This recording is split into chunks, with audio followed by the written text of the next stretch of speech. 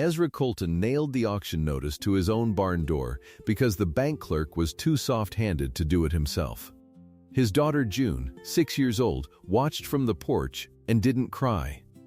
She hadn't spoken a full sentence since they buried her mother in the spring. Then Harlan Voss leaned on his automobile at the fence and said it plain. In front of 9 gathered neighbors, sign it over quiet, Colton, and I'll let you keep your boots. Land like this don't stay in the hands of men who can't count. 9 faces, and not one would meet his eye. 8 days later, a woman none of them had ever seen climbed down from the mail coach with a coat sewn heavy at the hem, asking the way to the Colton place. If you believe love is built with 2 pairs of hands, this story is for you. Subscribe and comment the city you're watching from. I want to see how far this story travels. The morning Ezra Colton buried his wife, the ground was still too cold to dig easy. That was April. By September, the same ground had gone hard as a skillet, and everything green on it had turned the color of old paper. He was 34 years old. He looked older. The drought did that to a man. It pulled the water out of the fields, and then it pulled the water out of his face, and what was left was a lean, sunburned thing with his father's jaw and his father's stubbornness and none of his father's luck. The land was a quarter section outside Wren's Crossing, Kansas, 160 acres. His grandfather had broken the sod on it with a mule and a walking plow. His father had put up the barn and the house and the windmill and had died in the front room with his boots still on, proud to the last that he owed no man a dime. Ezra owed the bank $214. He kept the number in his head the way you keep a stone in your boot. It never left him. He woke with it. He plowed with it. He ate his supper with it sitting across the table like a guest who would not go home. It was a Tuesday when the clerk came out from the Prairie Merchants Bank. A young fellow with soft hands and a stiff collar, driving a car that had never known a dirt road until that morning. He had the handbill rolled up under his arm, and he stood at the edge of the yard like the dust might bite him. "Mr. Colton," he said, "I'm afraid I've got to post this." Ezra looked at the paper. He knew what it was. Everyone in the county knew what that kind of paper was. "Give it here," he said. The clerk blinked. "Sir, it's the bank's duty to give it here." The young man handed it over. Glad to be rid of it, Ezra could tell. And Ezra took the handbill and the hammer off the porch rail, and he walked to his own barn, and he nailed the notice to his own barn door with 4 strikes that rang out flat across the empty yard. Auction, September the 30th. The Colton place, land and improvements to be sold at public sale for the satisfaction of debts owed. 9 days. Behind him, on the porch, his daughter watched. June was 6 years old. She had her mother's dark hair and her mother's quiet, and since the spring she had had too much of both. She sat on the top step with her knees drawn up and her arms around them, and she watched her father drive nails into the door, and she did not cry. That was the part that scared him. She did not cry anymore. She had cried herself empty in April, standing at the edge of a hole in the churchyard, and something in her had shut like a door in the wind. She barely spoke now. A word here, a word there, never a whole sentence if she could help it. At night she woke screaming for a woman who was not coming back, and Ezra would go in and sit on the edge of her bed under her mother's quilt, and hold her small hot hand, and have nothing to say that was true and kind at the same time. So he said nothing. And she said nothing. And they got through the nights that way, the two of them, awake in the dark. He drove the last nail. He set the hammer down. That was when he heard the automobile. Harlan Voss did not hurry. That was the thing about Voss. He never had to hurry, and he wanted you to know it. He came up the road slow, in a car that shone even under the dust, and he pulled it to a stop at the fence line and got out and leaned against the fender like a man who had all the time God ever made and meant to spend it watching another man drown. He was not alone. Word travels in a dry county. By the time Voss arrived, there were neighbors drifting up the road, men who'd seen the clerk's car, men who'd come to see the notice go up. the way folks will gather at a fire. Not to help, just to watch. 9 of them, near enough, standing back along the fence with their hands in their pockets and their hats pulled down. Voss looked at the barn door. He looked at the handbill. He smiled. "Colton," he said. "That's a hard thing to have to nail up yourself." Ezra said nothing. "I'll make it easy on you." Voss pushed off the fender and came a few steps into the yard, and he pitched his voice up so it carried, so every man on that road could hear it plain. "Sign it over quiet. Skip the auction, skip the shame of the gavel. I'll give you enough to move on, and I'll let you keep your boots." He let that sit. Then he smiled wider. Land like this don't stay in the hands of men who can't count. 9 faces on the road. Ezra looked at them, one by one. Men he'd known his whole life. Men he'd pulled out of ditches and lent seed to and sat beside at the church and the grange. And not one of them would meet his eye. They looked at the ground. They looked at the barn. They looked at Voss's shining car. They had already decided. He could see it. In their minds it was done. Colton was finished, and there was no use looking a finished man in the face, because it might be catching. "Get off my land, Harlan," Ezra said. His voice came out steady. He was proud of that later. It was the only thing he had left to be proud of, and it came out steady. Voss shrugged, easy as anything. "It's the bank's land in 9 days," he said. "But suit yourself." He got back in his car.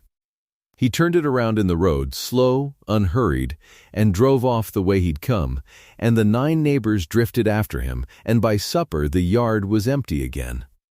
And it was just Ezra and June and the wind and the notice on the barn door. That night he sat at the kitchen table after June was asleep, and he counted what he had, and it was not enough. It was not close to enough. He had a crop of corn standing in the field that might make him something if the weather held and the market held and God held, but none of that would come in before the 30th. He had a milk cow and a handful of hens and 1 weaner calf. He had a wife's grave and a daughter who wouldn't sleep, and a name his family had kept clean for 3 generations, and in 9 days a stranger with a gavel was going to sell all of it off the front steps. He thought about it for a long time. And then he did the thing he had sworn he would never do. The thing he was ashamed of before he'd even done it. He got out a piece of paper and the stub of a pencil, and he wrote out an advertisement for the county paper. He wrote it plain, because he did not know how to write it any other way, and because he thought if he made it pretty, he'd lose his nerve. He wrote, "Widower, good land, needs wife with means. No romance offered." He read it back. It made him sick. It was the most honest thing he'd written in his life, and it made him sick to look at. But he folded it up, and he put it in an envelope, and the next morning he drove into Wren's Crossing and handed it across the counter at the post office. The postmaster was a heavyset man named Del Hutchins who'd known Ezra's father. He read the notice. You could not stop a postmaster from reading, and his face did a careful thing, a kind of held still politeness, the face a man makes when he's decided not to say what he thinks. "You sure about this, Ezra?" "No," Ezra said. "Send it anyway." Del nodded slow. He set it in the tray. "For what it's worth," he started, and then stopped. Because there was nothing it was worth. Ezra put his hat back on. At the door he turned. He didn't know why he said it. Maybe because Del's kindness was harder to stand than Voss's cruelty had been. "I'd take any woman that could bring cash to it," Ezra said. "And no complications. That's all it is. That's all I've got room for." He said it like a man laying his terms on a table. He did not know, saying it, that he was laying down a stone that a whole life would be built on. He just wanted Del to understand there'd be no foolishness in it. No pretending. It was a trade. A man with a drowning farm doesn't get to want more than a trade. He drove home, and he waited, and he told himself no one would answer, and part of him hoped no one would. Someone answered. But she didn't write. 8 days after the notice went up, and 1 day before the auction, the mail coach came into Wren's Crossing on its afternoon run, and a woman climbed down from it that nobody in the town had ever seen. She was not young, and she was not old. Late 20s maybe, she wore a gray traveling coat and a plain hat, and she carried a carpet bag in one hand, and she stood a moment in the road settling herself the way people do after a long ride. She was not pretty in the way that stops a man. She was something steadier than pretty. She had a face that had learned to give away nothing, and eyes that took the measure of a place quick and quiet. She asked the man at the livery for directions. She asked plain, no wasted words. Which way to the Colton place? The liveryman told her. And he watched her walk off toward the edge of town with her carpet bag, and he noticed. He told it later. Everyone told it later. He noticed that the hem of her coat hung wrong, heavy, weighted, like there was more sewn into it than thread. Ezra was in the yard when she came up the road on foot. He'd not been expecting anyone to come in person. He'd been half expecting a letter, and dreading it. He straightened up from the pump with his hands wet and watched her come, this stranger in gray, walking up the same road Voss had driven down. And something in his chest went tight and confused. She stopped at the gate. She did not open it. "Are you Mr. Colton?" "I am. I'm Cora Mabry." She said it like a fact she was handing him. "Take it or leave it. You put a notice in the paper." He felt the blood come up in his face. It was one thing to write the words. It was another to have a living woman standing at his gate having read them. "I did," he said. She looked at him. She looked past him at the house, at the dead garden beside it gone to weeds and thistle, at the barn with the white handbill nailed to the door. He watched her read the whole place in a few seconds, the way she'd read the notice. He waited for her to turn around. She didn't turn around. "Your notice was honest," she said. "Most men would have dressed it up. Made promises." She shifted the carpet bag to her other hand. "A man too proud to beg is a man that won't pry. I decided that's the kind of man I could live near." Ezra didn't know what to say to that. In all his imagining of how this might go, no one had said anything like that. "I'll say my terms plain," Cora went on, "same as you said yours. I have money. $200. It's mine to bring. I'll be a wife to you in name. And I'll work. I'm not afraid of work. You can ask anyone I've ever worked for. I'll keep your house, and I'll tend your child, and I'll pull my share and then some." She paused, just for a breath. And when she spoke again, something underneath her voice had gone very careful. "I ask one thing. One, that you never send me away. Whatever comes. You don't put me out on a road. That's my whole price. Can you meet it?" He thought about the money. God forgive him, he thought about the money first. $200. 14 short of the arrears, but $200 was more than he'd seen in a year, and it stood there at his gate, offering itself. And then he made himself look at the woman instead of the number. She stood straight under his looking. She did not flinch, and she did not soften. She was braced, he realized. Braced for him to say no. Braced the way June was braced at night. Here was another person who had learned to expect the door to shut. "Where's the money from?" he almost asked. It was right there in his mouth. He didn't ask. He'd told Del Hutchins no complications, and here was a woman offering him exactly that, money and no questions, a bargain with the lid screwed down tight, and if he pried the lid off he might not like what was under it. And then where would he be? One day from the gavel. So, he didn't ask. He looked at her heavy hem and her steady eyes, and he decided, the way a drowning man decides about a rope, not to inspect it too closely. "I can meet it," he said. Something moved across her face. Not relief, exactly, she was too guarded for relief. But something loosened, half a degree. "Then open the gate," she said. He opened the gate.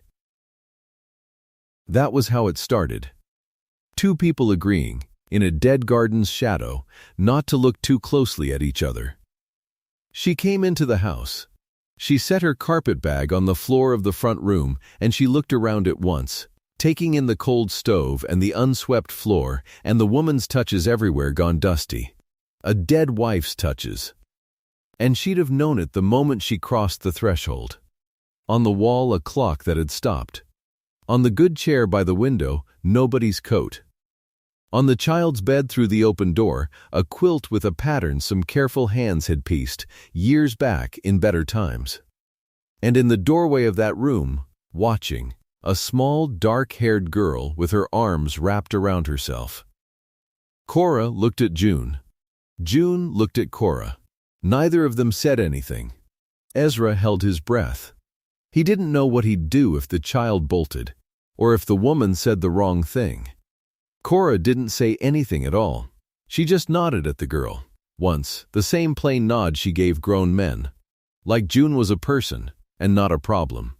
And then she turned back to the room and started, without being asked, to figure out where the broom was kept.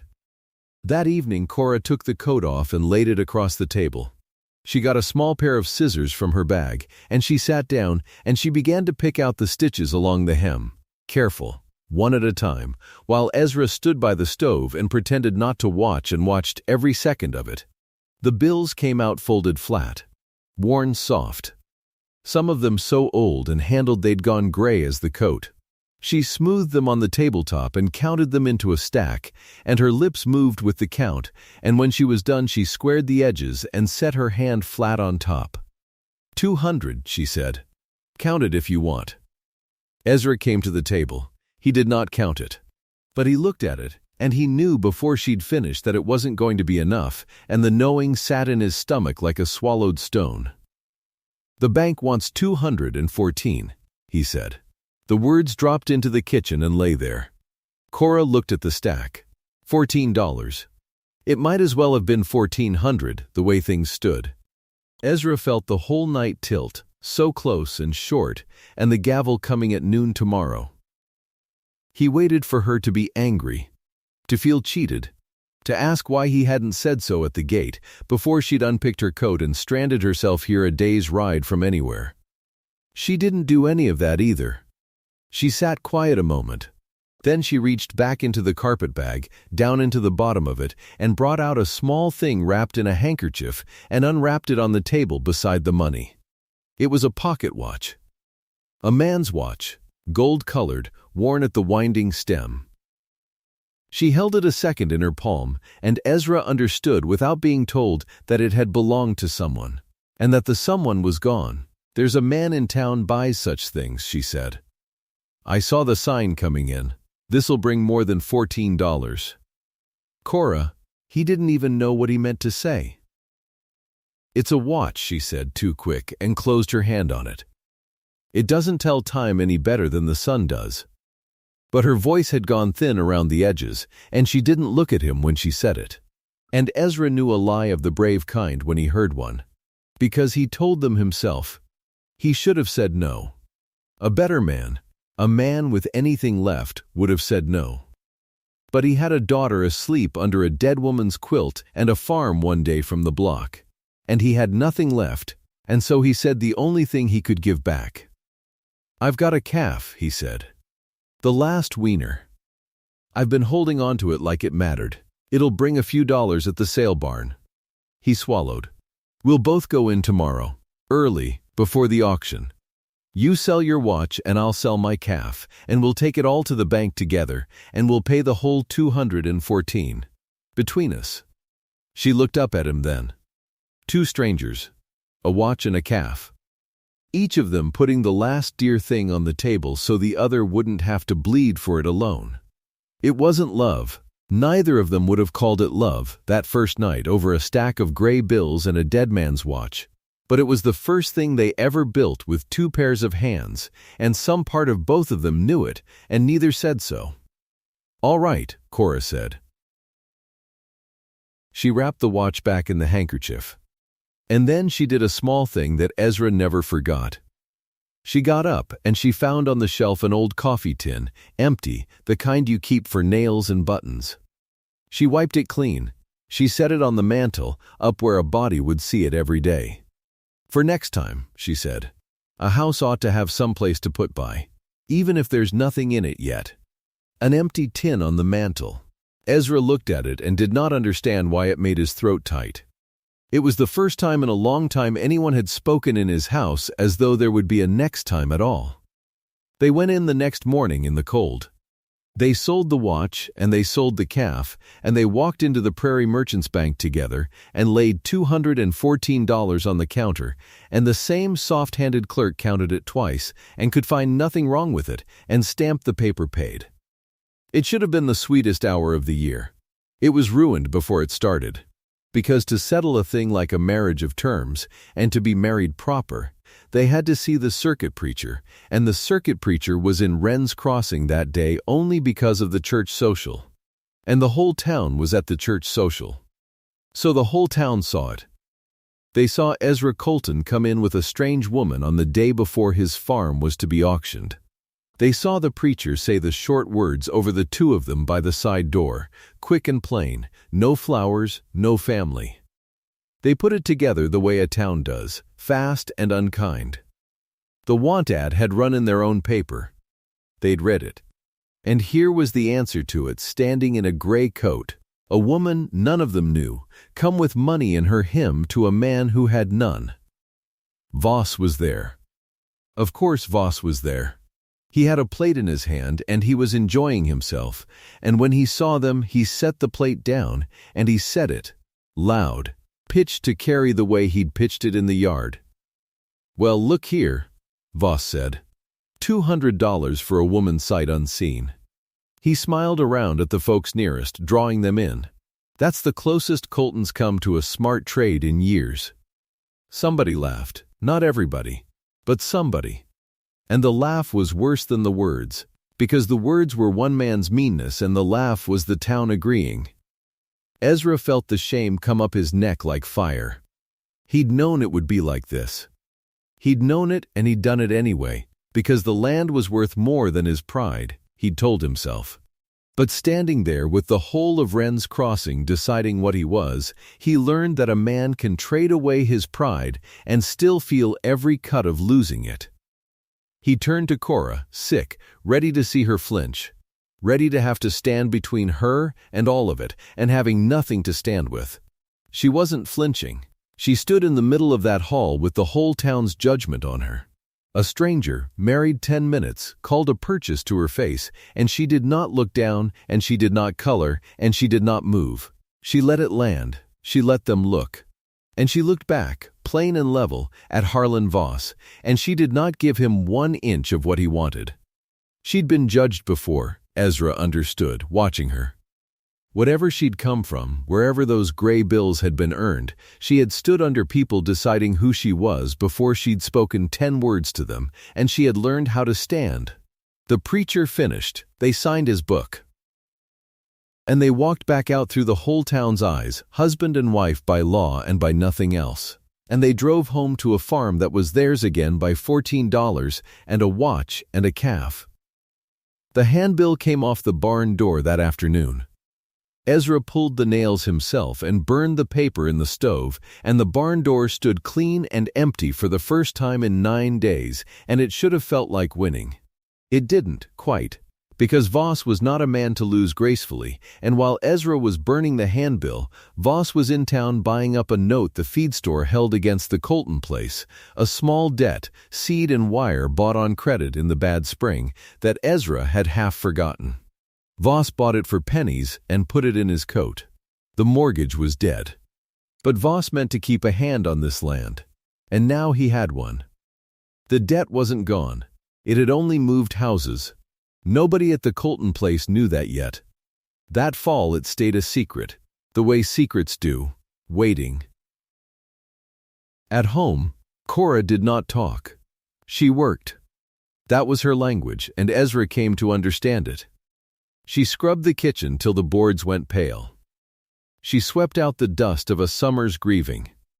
She mended the shirts he'd let go at the elbow, and she found the dead garden's edges under the weeds, and started, in the cold end of the year, turning that hard ground over with a fork. 1 square foot at a time, planting late greens against all sense, as if she could argue the season into staying. And she watched. She watched the way a quiet person watches. She saw that at supper Ezra served the child first and himself last, and that when the food ran thin he took the smallest share and called it plenty and went out to the barn still hungry rather than let the girl or the woman see it. He thought he hid it. He hid nothing from Cora Mabry. She had spent her life reading men to know which way they'd move, and she read him easy, a proud, hungry, gentle man starving himself quiet at his own table. So she started holding a plate back. Nothing said. She'd make up his supper and set a portion aside, warm, in the oven, and when he came in late from the barn thinking everyone asleep, there'd be food kept for him, and no one to see him eat it, and no words about it either. He never mentioned it. Neither did she. But it happened every night, and something in the house shifted a small degree, the way the empty tin on the mantel had shifted it. A sign that somebody was paying attention. The nights were the hard part. The nights were June. The child woke screaming near every night, the same as she had all summer, clawing up out of sleep after a mother who was in the churchyard. And no way to comfort her that wasn't a lie. Ezra dreaded the dark for it. He'd lie awake waiting for the cry, and when it came he'd go and sit and hold her hand and say nothing. Because everything true was too hard, and everything easy was false. One night, a few weeks in, June woke worse than usual. The whole house came awake with it. Ezra was up and moving toward the small room when he heard, through the wall, that someone was already there. Cora. He stopped in the dark hall. He listened. He knew he ought to go in and take his daughter and let the woman sleep, but he stood in the hall in his sock feet and he listened instead. Because Cora was talking, low and steady, and she was not telling the child a single lie. She was telling June the truth, that her mother was dead and was not coming back, that it was a terrible thing and it was all right to hate it, that crying didn't fix it, but crying didn't hurt anything either, and she could cry as long as she wanted, and Cora would sit right there the whole time, that nobody was going to leave her tonight, that she was safe, and it was dark, and dark was only dark, and morning came every single time even when you couldn't believe it would. Ezra stood against the wall in the hall and could not move. He'd spent 5 months trying to protect his daughter from the truth, and here was a near stranger giving it to her straight, in a voice like a hand on the forehead, and it was working. The screaming eased to crying. The crying eased to hiccups. The hiccups eased to breathing. He went back to his own bed before either of them could know he'd heard. In the morning, June was asleep. Still asleep. She slept clear through to the light, the whole night, for the first time since they'd put her mother in the ground. Cora was at the stove already, like it was nothing, like she hadn't sat up half the night. She didn't mention it. Ezra didn't trust his voice to mention it either. He stood in the kitchen doorway looking at his daughter's closed door, behind which the child slept on, and he could not have said, if you'd put a gun to him, what it did to him. There wasn't a word for it that he owned. He'd asked for a wife with means and no complications, a trade, a stranger to keep the land. And the stranger had walked in and, without being asked, begun the slow work of putting his broken family back together with her own 2 hands. He turned away before she could see his face. That was the 3rd time in a season he'd had to turn away from Cora Mabry so she wouldn't see what was moving in him. He told himself it was gratitude. He was careful, in those weeks, to call it only gratitude. The corn stood in the field, and the corn was everything now. If it came in, they'd have something ahead of them at last, maybe enough to clear off whatever Voss was scheming and start the spring clean.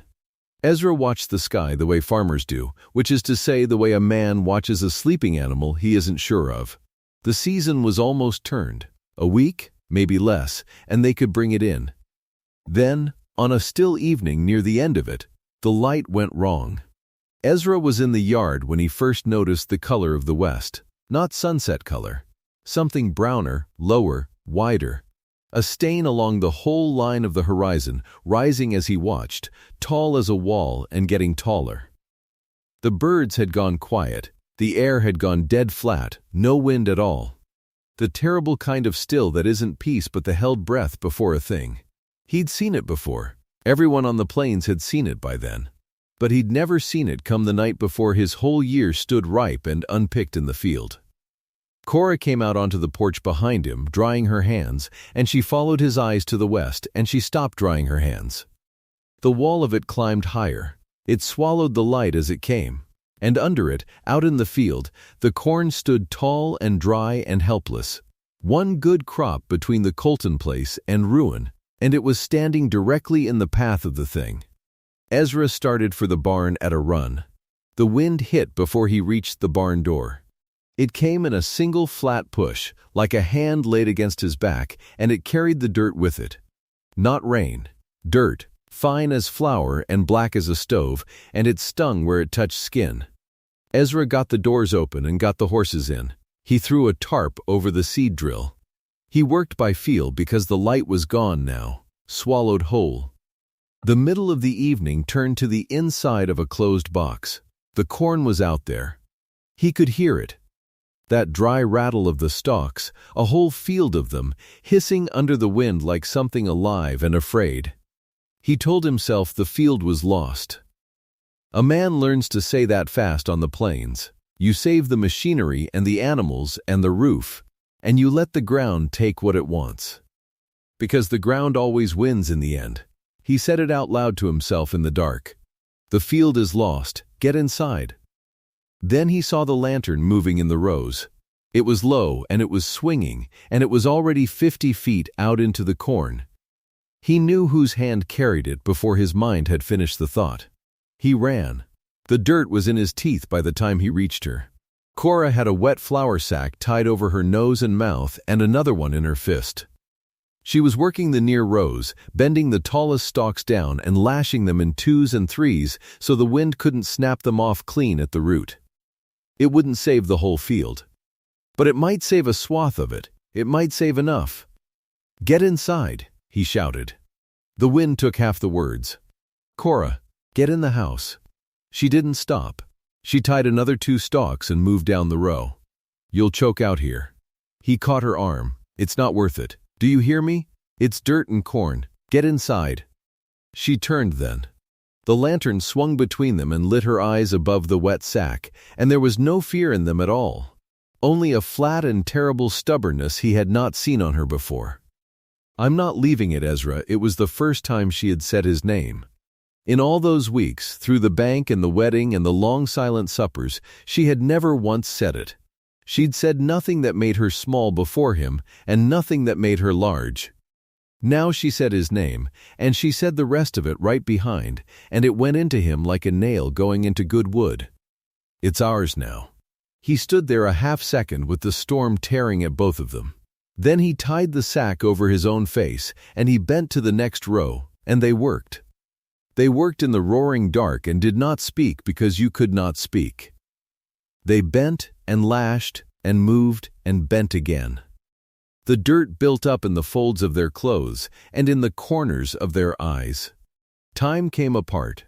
There was only the next stalk and the next, and the wet cloth going dry against his mouth, and Cora's lantern somewhere off to his left, always off to his left, never gone. The storm blew itself thin near midnight. The wind dropped by degrees, the way a fever breaks, and then it was only a hard, steady breeze. And then it was still. The dust settled out of the air slow and soft, and the moon came through, and they stood up in a field they could suddenly see. Half of it was flat. The far half, the west rose, lay knocked down and buried, a loss, plain and total. But the near half stood, bent and battered and clotted with dirt, leaning every way at once. Standing, Cora pulled the sack off her face. Her lips were cracked. She looked at the standing corn a long moment, and then she looked at him, and she didn't smile, because neither of them had smiling left in them that night, but something passed between them in the moonlight that was better than a smile and harder to name. We'll bring it in tomorrow, she said. Yeah, he said, we will. And they did. They brought it in over the next 4 days, the 2 of them and June carrying water. And it was enough. Sold at the elevator in Wren's Crossing, it made more than he'd hoped and less than he'd dreamed, which is the only way a harvest ever comes. It cleared the winter. It put money in the coffee tin on the mantel, the empty tin Cora had set there weeks back with a word about next time. And now next time had a little weight to it. He watched her put the folded bills in. She pressed the lid down careful. She didn't count it twice or gloat over it. She just set it back on the mantel next to the stopped clock and went to start supper, and Ezra stood in the doorway and understood that he was, against every promise he'd made himself, a happy man. He didn't say it. That was the trouble of those weeks. Neither of them said anything. He fixed the gate latch on a Tuesday. It had hung crooked for 2 years since before Ellen died, and he'd meant to get to it 100 times.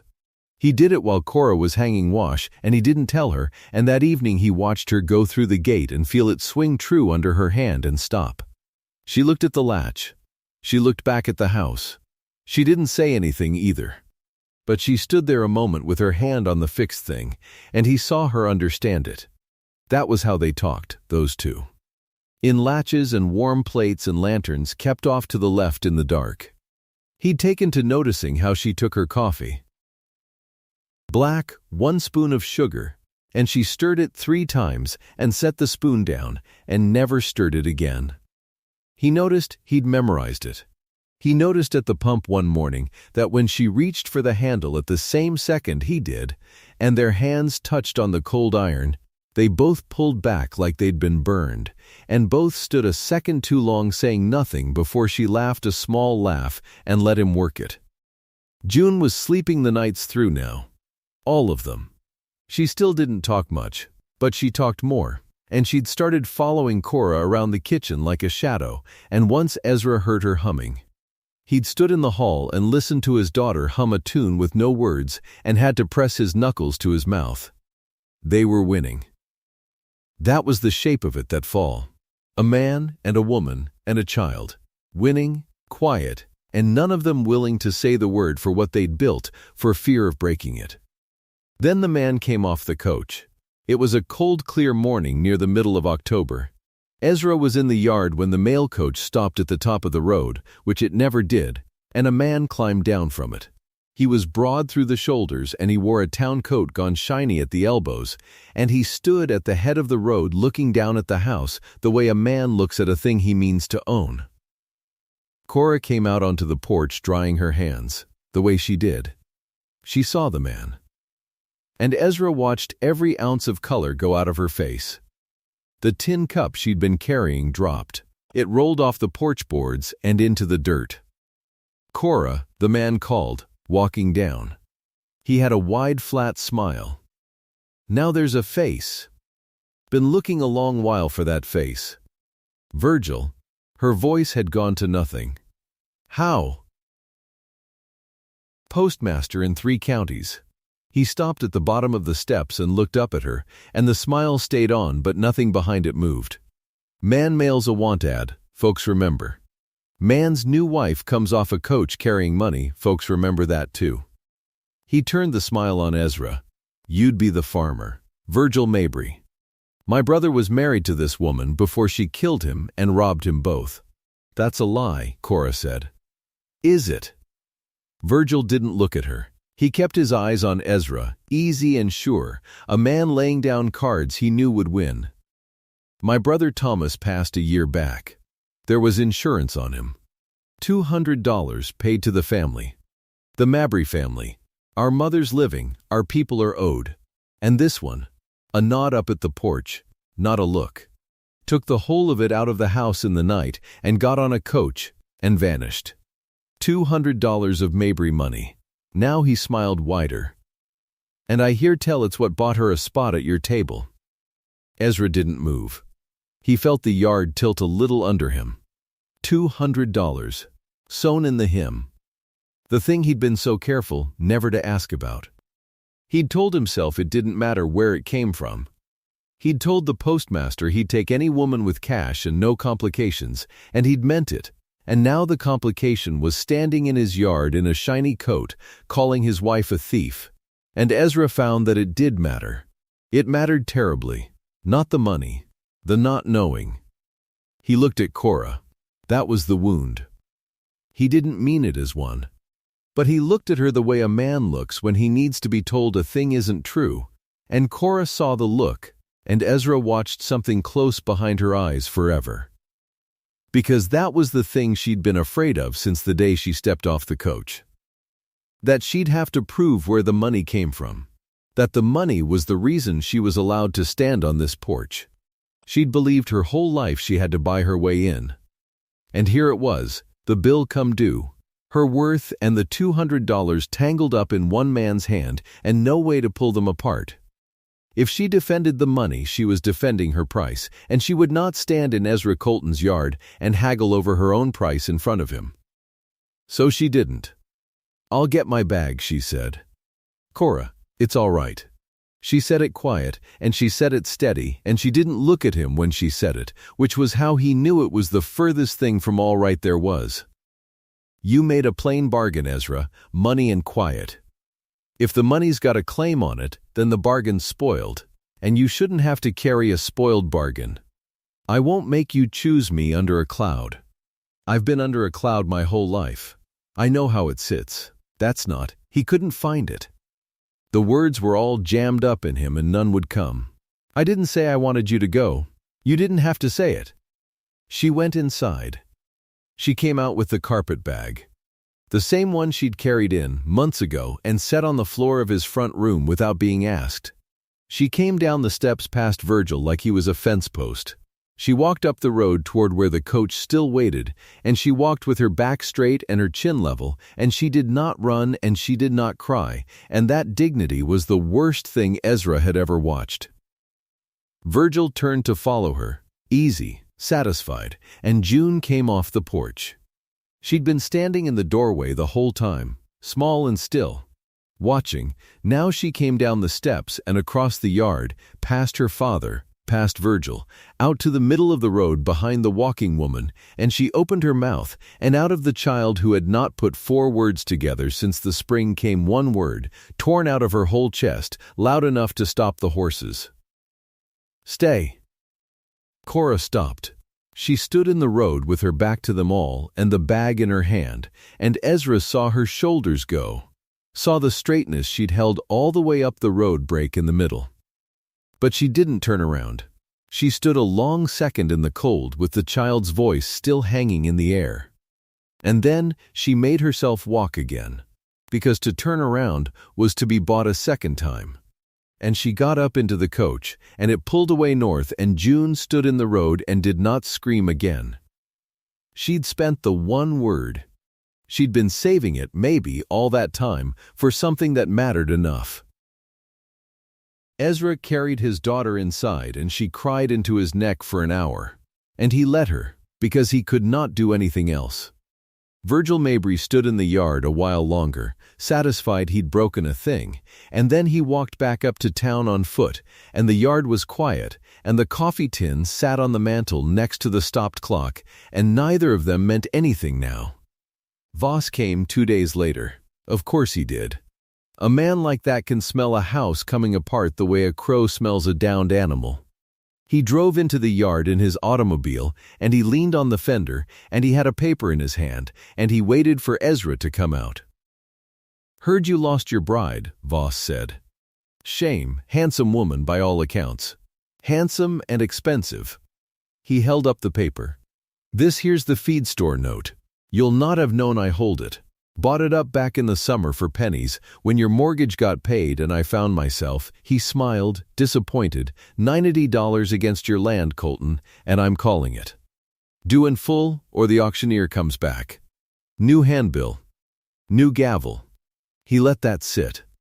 Land like this don't stay in the hands of a man who can't hold on to anything. A crop. A wife. He dropped the paper on the ground between them. Or a note. He got in his automobile and drove off, and Ezra picked the note up out of the dirt. He should have felt beaten. That was the shape the day was making, the shape Voss wanted. But something had changed in Ezra Colton in those 2 days. Sitting up with his mute daughter finally speaking again in her sleep, going over and over the thing in his head. He'd let Cora walk up that road because he'd looked at her wrong. Because for 1 second he'd needed proof. And that shamed him worse than the want ad ever had, because the truth had been standing in his field in a dust storm calling his land ours, and he'd known it then, and he'd let a stranger's ugly words make him forget it for the length of one look. He went to town. Not to the bank. to the county courthouse, to the recorder's office, and he laid down a dime and asked the clerk to pull the record of one Thomas Mabry, deceased. And the insurance paid on him. It took the man an hour. Ezra waited the hour. The policy had been paid to the surviving spouse, to the widow, to Cora Mabry, in her own name, lawful and clean and hers. There was no Mabry family claim. There never had been. The brother had no more right to that money than the horse he rode in on. And when Ezra asked around town after Virgil Mabry, quiet, the way a farmer asks, he heard the rest of it, the part Cora would never say. Why a widow sews her own money into her coat and runs in the night. What a big-shouldered man in a shiny coat does to a brother's wife when the brother's in the ground and the woman's got no one. Ezra heard enough. His hands shook where they held the courthouse rail. Not from doubt now, from the other thing. He stopped being ashamed that hour. He'd been ashamed for a year, of the drought and the debt and the want ad, and finally of his own doubting face. He put it all down on the courthouse floor and left it there. She'd gone to the coach station up in Halstead, the clerk said. Waiting on the through line east. Ezra had June to a neighbor and the wagon on the road before noon. She was on the platform bench when he found her, the carpet bag at her feet. She'd been there 2 days by the look of her, and she hadn't gone east, and Ezra understood, seeing her sit there with the eastbound coming and going and her still on the bench, that she couldn't make herself get on it. She'd walked up the road with her chin level, and then she'd sat down on a bench and not been able to leave. She saw him come across the boards. She stood up fast. "Don't," she said. "Don't come here to be kind." "I couldn't stand kind." "I'm not kind," Ezra said. "Ask anybody in Wren's Crossing. I'm a hard, proud man who near lost his farm being too ashamed to ask for help."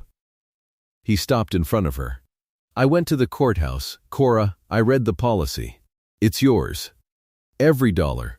Lawful and clean and yours, paid to the widow, and Virgil Mabry hasn't got a claim on it or on you." He watched her face. "And I heard the rest. Why you sewed it in your coat, why you ran." Her jaw was working. She looked away, out at the tracks. "I didn't come to talk about the money," Ezra said. "I want you to hear this plain, because I've never been good at anything but plain. I didn't marry $200. His voice went rough and he let it. "I married the woman who tied a rag over her face and stood in a black dust storm and called my land ours. That's who I married. The money paid the bank and I'm grateful for it. But the money's not what I can't sleep without. It's you." My girl said one word in 6 months and the word was stay. I'd have said it first if I hadn't been such a coward. I'm saying it now. He put out his hand. "Come home." Cora Mabry looked at the hand a long time. Then she bent down, and she picked up the carpet bag. And that was her whole answer. And it was enough. The auction was recalled for the last day of September. The gavel Voss had bought and paid to swing. He'd not have called it off for anything. He wanted the steps and the crowd and the county to watch the Colton place go down. And the county came. They always come. The same neighbors who'd stood at the fence a season back and not one of them met Ezra's eye, they came again. And stood again. And Voss stood on the top step with the note in his fist, and Virgil Mabry stood beside him smelling a share, and the auctioneer set up his stand on the porch of the house. Ezra came out the front door in his good shirt with Cora on his arm and June between them, and he walked down to the rail. And he laid a thing on it. It was the harvest money.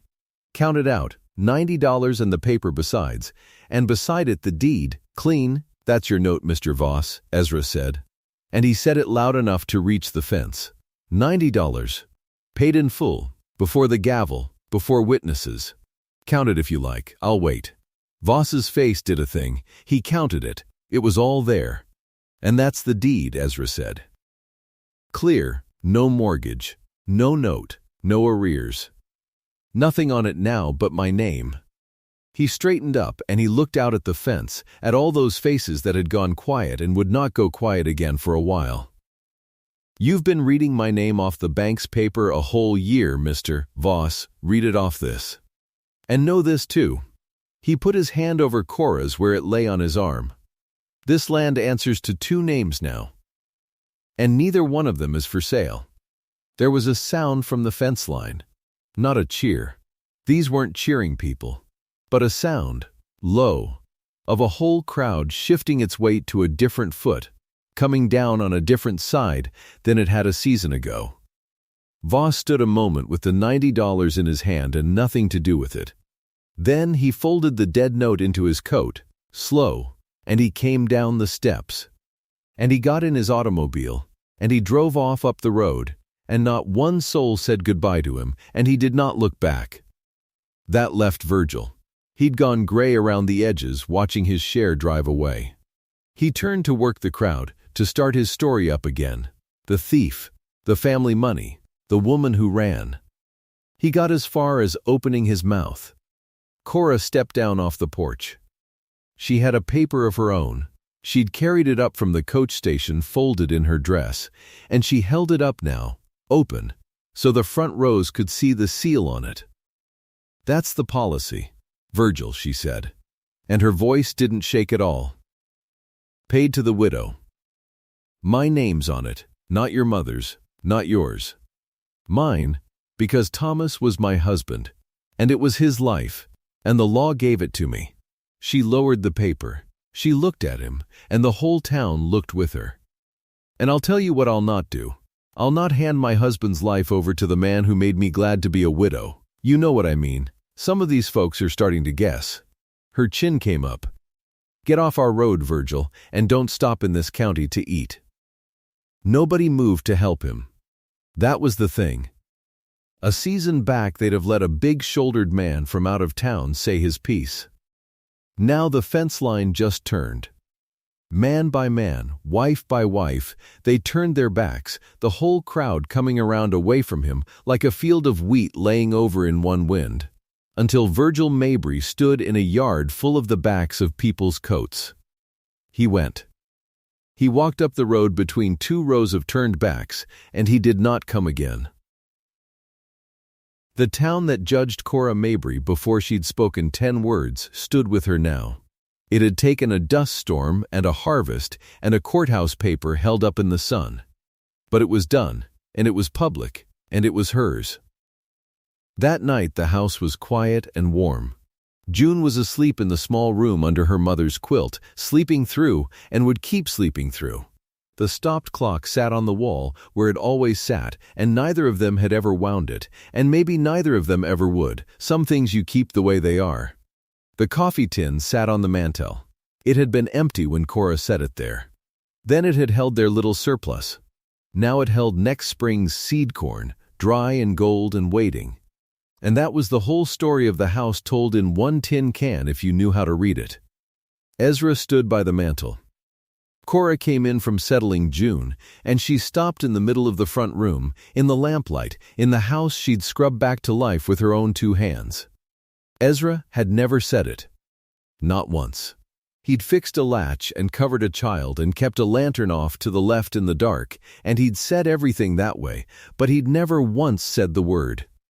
He said it now. One word. The word the whole long autumn had been building toward. Stay. Cora Mabry, who had spent her whole life believing she had to buy a place at somebody's table, who'd sewn her worth into her coat hem because she thought that was the only way anyone would keep her, stood in the lamplight and understood at last that she was being asked for nothing but herself. No money, no bargain, no price, just stay. "I already have," she said. He crossed the room and he kissed her, and the door of that hard year closed gentle on the both of them, and the lamp burned down. And outside the barn door wore nothing but the dark, and the dark, for once, held nothing coming. Spring came the way it always comes on the plains, late and then all at once. By April the garden was green. Ellen's old garden, the one that had gone to weeds and dust, brought back a second time and holding. Cora was down on her knees in it with the black dirt on her hands. And June was beside her in the next row, and the 2 of them worked along together the way they'd learned to, without much talk, the child's small hands copying the woman's. June sat back on her heels and looked down the row and called out across the garden, plain and easy, the way a child calls a thing she's stopped having to think about. "Mama, the beans are up." And Cora answered to the name without a flinch, without a catch, without a shadow of the woman on Ellen's kitchen floor or the girl who couldn't defend her own worth. She just looked where June was pointing. "So they are," she said, "so they are." Ezra watched them from the yard, his wife and his daughter in his mother's garden. And he thought about the handbill he'd nailed to the barn door with 4 hard strikes a year back, and he looked at that door now, and there was nothing on it. Just the wood and the sun. Some bargains a man strikes to save his land. He'd struck one out of shame, in the dark, expecting to feel nothing, bracing himself for a cold house with a paid debt in it. And the land got saved, but that was the smaller thing, he understood now, watching the beans come up. The land, in its slow and quiet way, had saved the people who bent their backs to tend it together. That's what land does, if you let it. If you're fool enough or lucky enough to work it beside the right pair of hands. June laughed at something in the dirt. Cora laughed with her. And Ezra Colton stood in the spring sun on his own clear land. A man who'd advertised for a wife to save a farm and gotten back a whole life he never thought a failing man had any right to ask for. And he went down into the garden to kneel in the dirt beside them, and there was nowhere on the wide earth he'd rather have been. Wherever you're watching from tonight, comment your city. I'd like to know how far this one traveled.